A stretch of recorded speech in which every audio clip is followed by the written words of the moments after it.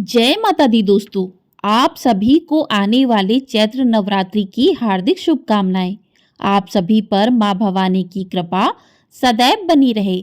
जैसा कि आप सभी लोग जानते हैं कि साल 2025 में चैत्र नवरात्रि की शुरुआत 30 अप्रैल दिन रविवार से हो रही है।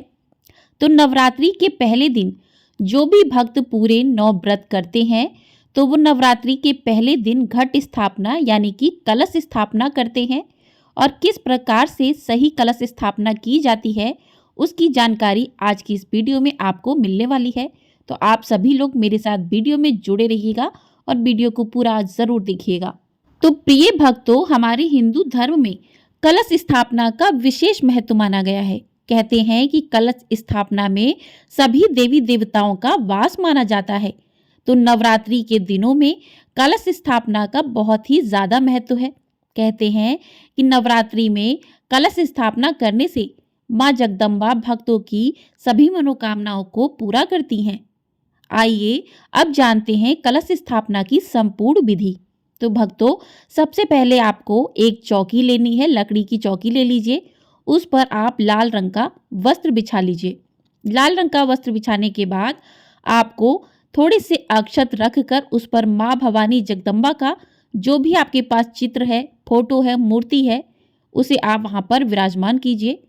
साथ ही जिधर शेर का मुख है उस साइड आपको कलश की स्थापना करनी है, यानी कि आपको अपने बाईं ओर कलश की स्थापना करनी है, माता के दाईं ओर करनी है। तो कलश स्थापना के लिए आपको सबसे पहले चावलों से अष्टदल कमल बनाना है। उसके बाद आपको एक कलश लेना है। कलश आप तांबे का, मिट्टी का, पीतल का या फिर चांदी का कोई भी कलश ले सकते हैं। लोहे का कलश नहीं होना चाहिए। आपको एक कलश चाहिए। कलश को आप साफ सुथरा कर लें। उसके कंठ पर मौली बांधनी है और ऊपर जो है स्वास्तिक बना दीजिए। कलश में आप गंगा जल और जल डालें। साथ ही उसमें आपको हल्दी, रोली, अक्षत, पुष्प, इलायची, लौंग, सिक्का, हल्दी की गांठ इत्यादि चीजें कलश में डालनी है। और कलश के ऊपर आपको एक पूर्ण पात्र रखना है और पूर्ण पात्र के नीचे आपको आम के या फिर अशोक के पत्ते रखने हैं। उसके ऊपर पूर्ण पात्र में आपको चावल भरकर रखना है। उसके ऊपर आपको नारियल रखना है। नारियल आपको जटा वाला चाहिए है। नारियल के ऊपर आप मौली बांध दें और आप एक चुनरी भी बांध दें। उसको आप खड़ा भी रख सकते हैं या फिर लिटाकर रख सकते हैं। जैसे आपके यहाँ बैठाया जाता है नारियल को, उस तरीके से आप नारियल रख सकते हैं। यदि आप लिटाकर नारियल को रखते हैं तो नारियल का मुख जो है पूजा करने वाले की तरफ होना चाहिए। और अगर आप खड़ा नारियल रखते हैं तो नारियल का मुख ऊपर की ओर होना चाहिए। इस तरीके से आपकी कलश की स्थापना हो जाती है। उसके साथ ही नवरात्रि के पहले दिन आपको ज्वार भी बोने होते हैं। तो ज्वार के लिए आप एक मिट्टी का पात्र ले लीजिए। मिट्टी के पात्र में आपको मिट्टी डालनी है। मिट्टी में जो जौ होते हैं वो लाकर आपको बाजार से उनको अच्छे से साफ कर लीजिए। साफ करके थोड़ी देर पानी में उनको डाल दीजिए। पानी में जो जौ ऊपर की तरफ आ जाते हैं, तैरने लगते हैं, उनको हटा दीजिए और जो डूब जाते हैं वो जौ को साफ करके आप मिट्टी में बो दीजिए। इन जौ को बोकर आप माता के पास रख दें। कुछ लोग जौ के अंदर ही कलश रखते हैं और कुछ लोग कलश की स्थापना अलग से करते हैं। तो आपके यहाँ जिस प्रकार से होता है उसी प्रकार से कर सकते हैं। उसके बाद आपको पहले दिन आपको ये सब करना है, नवरात्रि के पहले दिन। उसके बाद आपको नियम से माँ का पूजन प्रतिदिन करना है। कलश को आपको नहीं हिलाना है, ना ही माँ की प्रतिमा को आपको हिलाना है, क्योंकि कहते हैं नवरात्रि की स्थापना की है। स्थापना का मतलब होता है कि माँ को आपने एक जगह पर स्थापित कर दिया है। अब माँ को आप 9वें दिन यानी कि नौमी को ही हिलाएंगे। तब तक माँ की मूर्ति को या फिर कलश को हिलाना नहीं है। अब बात करते हैं कि पूजन आपको पहले दिन किस प्रकार से करना चाहिए और 9 दिन तक आप किस प्रकार से पूजन करेंगे।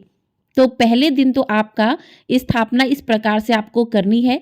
साथ ही आपको बप्पा की भी स्थापना करनी है, गणेश जी की, क्योंकि गणेश सर्वप्रथम देवता हैं। गणेश जी की पूजा सर्वप्रथम की जाती है, इसलिए ताकि गणेश भगवान जी हमारे जो भी हमने कार्य किया है, यदि हम नवरात्रि के दिनों का व्रत भी कर रहे हैं तो भगवान गणेश उस व्रत में आने वाले हर विघ्न को दूर करें और अच्छे से आपके व्रत संपन्न हो जाएं।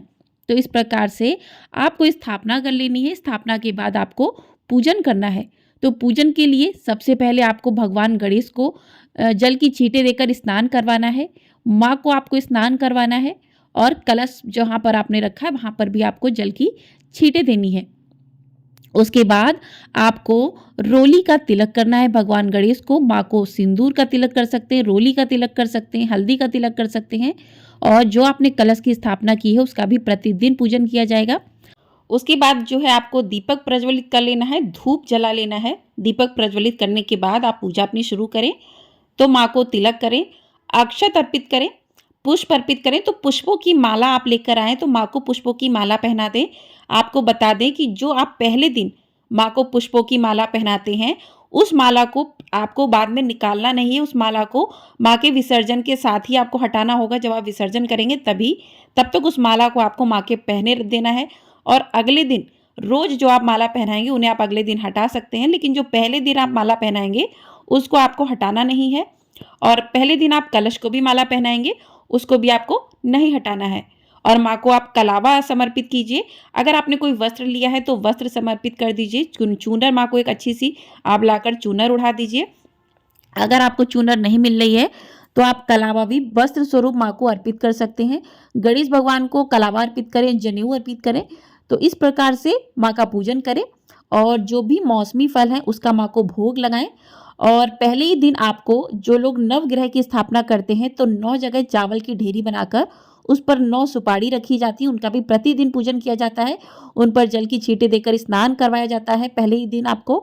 उसके बाद रोली कुमकुम से तिलक किया जाता है, अक्षत अर्पित किए जाते, पुष्प अर्पित किए जाते, मौली अर्पित की जाती है। तो इस प्रकार से नवग्रह यदि आपके यहाँ रखे जाते हैं तो नवग्रह की स्थापना भी आपको पहले ही दिन करनी होती है।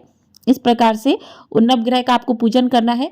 उसके साथ ही आपको माँ को जो भी भोग प्रसाद आपके पास है आपने बनाया है, वैसे तो माँ के अलग अलग रूपों के अनुसार माँ को भोग लगाया जाता है, लेकिन आप प्रतिदिन माँ को क्या भोग लगा सकते हैं उसकी वीडियो आपको हमारे चैनल पर मिल जाएगी। और प्रतिदिन माँ के अलग अलग रूपों में कौन कौन से भोग लगाए जाते हैं वो भी वीडियो आपको हमारे चैनल पर मिल जाएगी। तो आप लोग ज़रूर देखिएगा।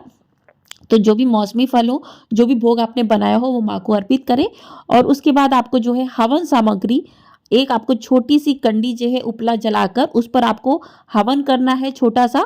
तो हवन के लिए आपको हवन सामग्री चाहिए होगी। उसमें आपको 2 लौंग और 1 इलायची डालनी है और उसमें धूप लेनी है। आपको जो हवन सामग्री होती है उसमें आपको बताशा मिला लेना है, चावल मिला लेना है, तिल मिला लेना है। इस प्रकार से माँ के मंत्रों का जाप करते हुए आपको 5, 7, 9 आहुति देनी होती है। और उसके बाद हाथ में पुष्प लेकर माँ की कथा को सुने। तो प्रतिदिन माँ के अलग अलग स्वरूपों की कथाएं आती हैं तो उनको आप सुन सकते हैं। आपको कथाएं हमारे चैनल पर मिल जाएंगी। और उसके बाद आपको बता दें कि प्रतिदिन एक पान के पत्ते पर 2 लौंग, 1 इलायची, बतासा और सुपारी, इन चीज़ों का माँ को एक पान का भोग आपको रोज प्रतिदिन माँ को लगाना है। प्रसाद में आप कुछ भी माँ को अर्पित कर रहे हैं, सफ़ेद चीज़ें या माँ को हलवा अर्पित कर रहे हैं, आप कुछ भी अर्पित कर रहे हैं, लेकिन आपको पान पर लौंग, इलायची, सुपारी और बतासा, इसका आपको माँ को प्रतिदिन भोग लगाना है। और आप जो हवन करेंगे, हवन में भी आपको 2 लौंग और 1 इलायची और जो भी आप प्रसाद माँ को अर्पित करते हो उस प्रसाद में से थोड़ा सा लेकर आपको हवन पर जरूर चढ़ाना है। तो इस प्रकार से आप पहले दिन आपको इस तरीके से नवग्रह की स्थापना करनी, कलश की स्थापना करनी, ज्वारे बोने हैं और इस प्रकार से आपको पूरा पूजन करना है। तो स्थापना माँ की एक बार हो जाती है तो उसके बाद आपको अगले दिन किस प्रकार से पूजन करना है, अगले दिन उठकर आपको माँ की चौकी पर जो भी पूजा का सामान है, जैसे धूप जला हुआ है उसको हटा दीजिए, साफ सफाई करके माँ को जल की छींटे देकर स्नान करवाइए, तिलक कीजिए, माँ को पुष्प अर्पित कीजिए, माला अर्पित कीजिए पुष्पों का और माँ को भोग लगाइए, आरती कीजिए। हवन डालना है आपको, प्रतिदिन हवन आपको डालना है, लेकिन आपको कलश की स्थापना और नवग्रह की स्थापना जो है पहले ही दिन करनी है। और पहले दिन माँ को चढ़ाया हुआ हार आपको दूसरे दिन नहीं निकालना है, वो 9 दिन के बाद ही निकाला जाएगा। इस बात का आपको ध्यान रखना है। तो इस प्रकार से पूरी नवरात्रि में आपको पूजन करना है। आपको अगली वीडियो हमारी मिलेगी कि जो लोग कलश स्थापना नहीं करते उनको माँ का पूजन किस प्रकार से करना चाहिए, क्या वो बिना कलश के भी व्रत रख सकते हैं, तो किस प्रकार से पूजन करें, वो वीडियो आपको हमारे चैनल पर मिल जाएगी। तो आप सभी को ये वीडियो पसंद आई हो, वीडियो को लाइक कर दीजिएगा। चैनल पर नए हैं तो चैनल को भी सब्सक्राइब कर लीजिएगा। आपको हमारे चैनल पर नवरात्रि के 9 दिनों तक माता के अलग अलग रूपों की कथाएं सुनाई जाएंगी, साथ ही आपको दुर्गा सप्तशती पाठ भी सुनाया जाएगा। तो आप लोग चैनल पर नए हैं, चैनल को सब्सक्राइब कर लीजिएगा, बेल आइकन प्रेस कर लीजिएगा ताकि आने वाली वीडियो का नोटिफिकेशन आप लोगों को मिल सके और आप लोग वीडियोस को देख सके। मिलते हैं अगली वीडियो में, तब तक के लिए जय माता दी दोस्तों।